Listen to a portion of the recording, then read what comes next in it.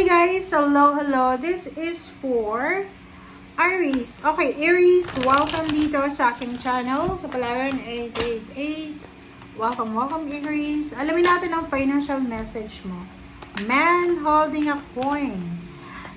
This November, parang nakikita ko na ikaw pa Aries, nag-aalala ka para sa pera mo.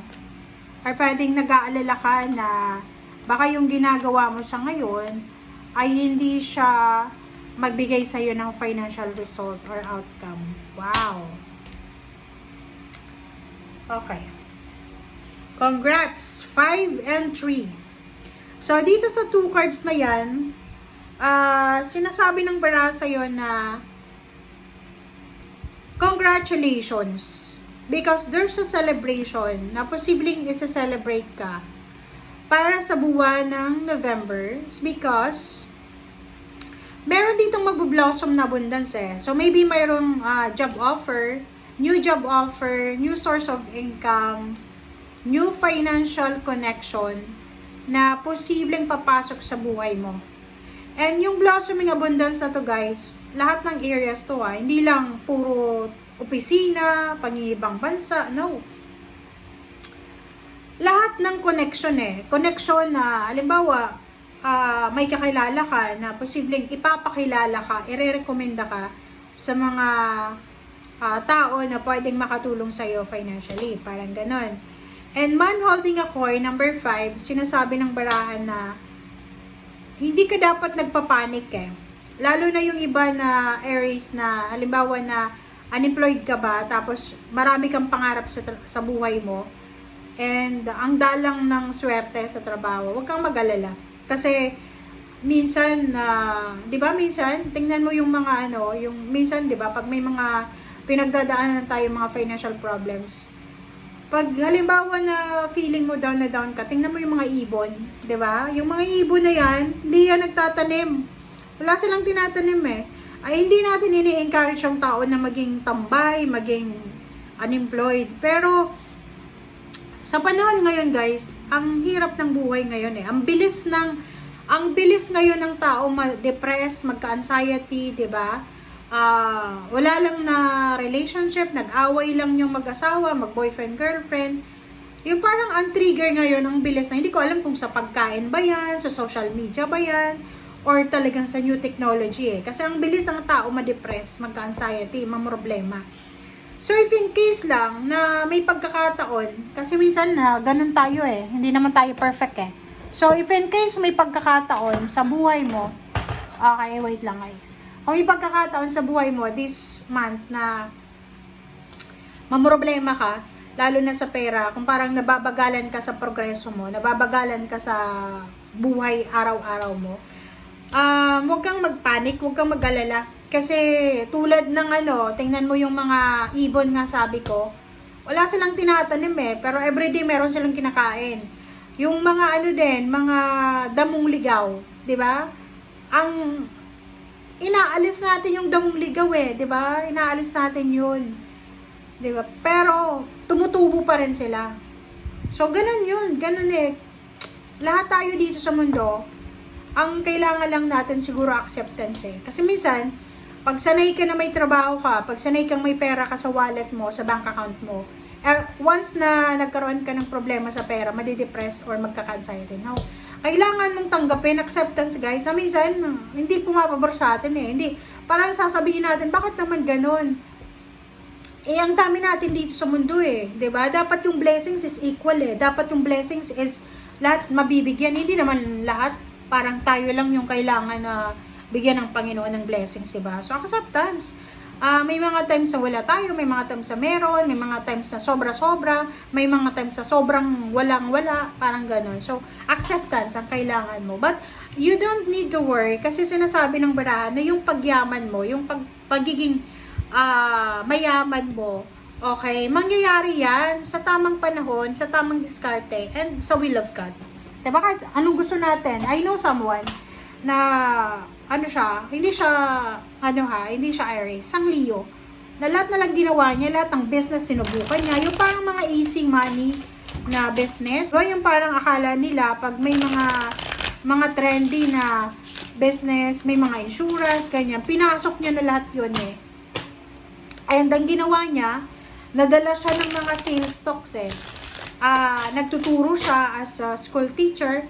Tumigil siya sa pagtuturo kasi nag-focus siya doon sa online business na yon na hindi naman siya, parang ano siya, anong tawag doon? Hindi siya yung, basta mga para siyang pyramid scam. And ngayon, di ba nawalan siya ng trabaho as a teacher. Ngayon, wala. Kahit yung business na binigyan niya ng focus, wala din. Kasi hindi na uso eh. Diba? Nakakita niyo ba yon yung mga kung ano-anong mga business na sinasabi? Okay. The Moon. 7 of Cups. Wow. So, 7 of Cups, the Moon, High Priestess, 3 of Wands, Medicine Wheel, 9 of Wands. Oh, resonated ka dito. There's an Aries here that medyo na siya eh, nagpapanik na siya eh. Medyo nag-aalala ka na Aries para sa buhay mo. Parang sinasabi mo dito, pagod ka na sa pagtatrabaho pero wala ka pa rin nakukuha. Ang Aries na to na 9 of Wands is ginawa niya na yung best niya eh. Ginawa niya na yung lahat-lahat. Yun na nga sabi ko, nag-business na, nagtrabaho na, may mga part-time na, nag-ibang bansa na, pero still you're not in the state ng progress na gusto mo. The Medicine Wheel, sinasabi ng baraha, huwag kang masyadong mag-alala kasi ano man ang pinagdadaanan mo financially sa ngayon ay magbabago yan. 3 of Wands, ano man ang hinihintay mo na financial success, wag kang mag-aalala. Wag kang matatakot, wag kang mag-alala. Okay, reverse na the Sun. Nakikita ko sure dito, hindi ka masaya sa current situation mo. And nakikita ko, talaga naman eh. Sabi na eh. 7 of Wands. So, you need to protect what you have. Nakakaloka ka, Aries. Bakit ganon? Kung makikita mo this November, meron kang minamanifest, meron kang pinaplano, or meron ka talagang wini-wish na financial success. Ang nakikita ko sure dito, talagang willing ka eh. Willing kang makipagsabayan, willing kang makipagkompetensya, willing kang hanapin yung 3 of Cups eh. Diba? Sinasabi ng baraha sa'yo dito na kailangan nating walang masama sa pagiging maambisyon sa buhay. Walang masama yun, guys. Walang masama na mataas yung pangarap natin. But make sure lang na kaya mong i-sustain yung pangarap mo na yan. Ang nakikita ko dito, pwedeng hindi ikaw yan or pwedeng kakilala mo. Kasi, di ba minsan, yung ibang tao na gustong-gusto nilang umasenso pero ayaw nilang magpagod. Minsan, pumapasok sila sa mga illegal na gawain or kung ano pa man. Ato yung nakakatakot. Kasi parang nakikita ko sa'yo dito na you're not happy eh. Ay, hindi ka masaya, Aries, hindi ka masaya sa kung ano man na nangyayari sa'yo sa ngayon eh. Medyo nakakaramdam ka ng boredom. And nakikita ko sa'yo dito, hindi ka masaya sa pakikipagkompetensya. Kasi you're competing eh. You're competing, especially sa old self mo. Una yung old self mo, di ba? Kinukompete mo. Kinukompare mo yung sarili mo ngayon at kahapon. Yung iba din sa inyo dito, kinukompete nyo yung mga tao sa paligid nyo. 3 of Cups and 7 of Wands, sinasabi ng barahan na kahit hindi ka masaya sa financial na situation mo sa ngayon, make sure lang, Aries, na hanapin natin kung ano yung pwedeng magpapaligaya sa atin. Like relationship, like halimbawa, contentment ka eh. Yung message mo dito talagang contentment. Matuto tayong makontento sa kung anong meron tayo sa ngayon para maiwasan natin yung stress. Anxiety, guys, ang hirap ng mundo sa ngayon eh. Napaka-cruel ng tao ngayon, 'di ba?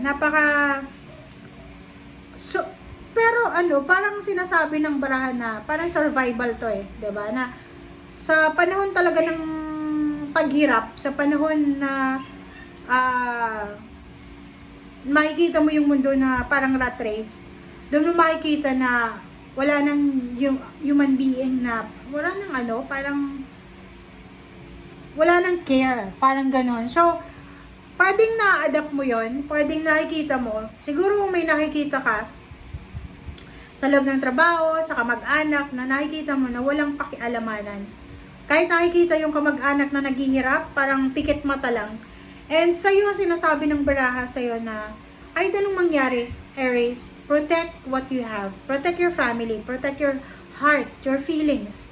And isipin mo kahit na kahit wala kang trabaho, kahit wala kang pera, kahit wala ka, wag kang gagawa ng hindi na pwede mong pagsisiyan sa bandang huli. Okay? Kasi ito yung message sa'yo eh, na acceptance, guys. Okay? Huwag tayong magmamadali na maging man holding a coin.